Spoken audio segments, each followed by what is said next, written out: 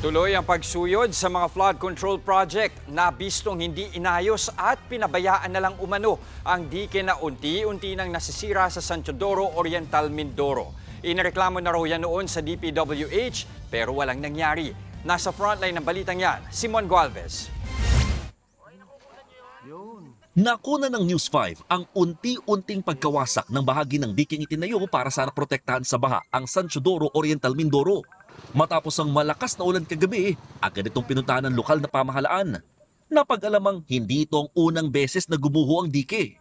Sa nakita ko kasi walang mga bakal yung dike. Kung meron man medyo kakaunti. Sa ibang bahagi ng dike, kung hindi tuluyang nagiba, halos humiwalay na sa daan ang mga konkretong poprotekta sana sa baha. Sabi ng barangay ni hindi nga raw tumaas yung level ng tubig o umapo man lang itong ilog nung kasagsagan ng mga pag-ulan. Pero nawasak pa rin at halos nagkadurog-durog ang bahagi ng dikeng ito. Malaking tulong sana kung tama ang pagkakagawa ng naturang flood control project. Back to zero ulit, kabaha uli po. Pagkaunting baha, hindi na uli po makadaan ang sasakyan po dyan sa highway, National Road. Nauna nang nasira ang dike noong nakarang taon at inireklamo na sa DPWH pero walang nangyari.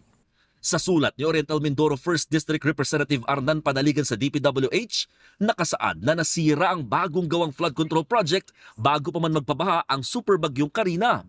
Sagot dyan ng DPWH Mimaropa, nag-comply naman ang contractor sa plan at specifications ng proyekto. Ang sinisi nila, matinding baha. Inutusan na ng DPWH ang kontraktor na patibayin ng proyekto nang walang dagdag gasto sa pamahalaan.